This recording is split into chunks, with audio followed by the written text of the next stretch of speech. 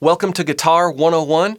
This is week 3 and part of a large live series on JamPlay.com. Be sure to check it out. In this session, we're going to learn and practice the A chord by itself and in the context also of the D chord, which we learned last week. We're going to work on strumming and we're going to work on a mindset for chord transitions. So here's the A chord.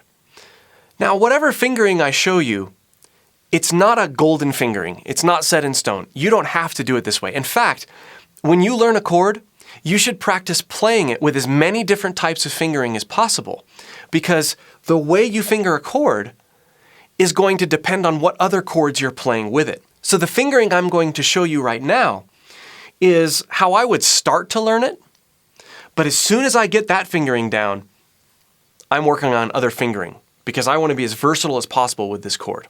So to start out, we're going to use our second, third, and fourth fingers. We're going to leave our first finger free. It's all on the second fret, and it starts on the D string. D string second fret, G string second fret, B string second fret. Thumb position, again, you're free to have it over or in the back, depending on which is most comfortable for you right now. Practice both. In this chord, you want to play everything but your lowest string.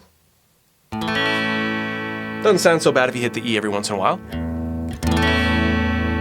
but sounds best, since it's an A chord, to have an A as your bass note.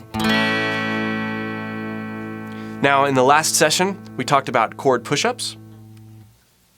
Shake it off, put it back on, experiment with different fingerings. Now I'm using my first finger, and it just so happens that it's more comfortable for my thumb to go down. My pinky is now free.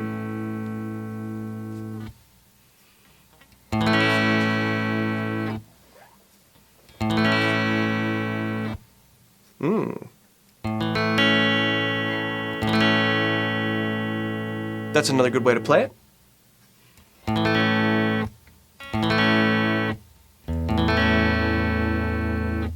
Now here's where it gets really fun. You've got two chords now. Transitioning between chords is most of the battle. Nobody ever just plays one chord and takes their hand off. So this is where you get to start really the very beginnings of playing songs and building the techniques you need to play songs. So if I'm going to transition to D,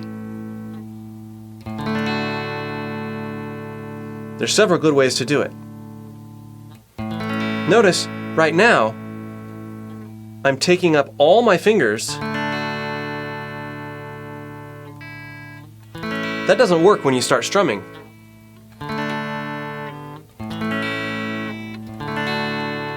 There's too much motion. You want to be thinking about how you can make less motion out of your fret hand. So here's what I like to do. I like to look at both chords and see where I could keep fingers in their place. This is why multiple fingerings per chord is so good. Watch this. Here's from A to D.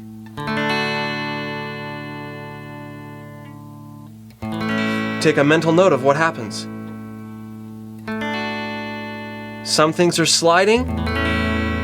My third finger stays put. Oh, that time I used my first finger. Maybe that'll feel better for something you're doing. Try both.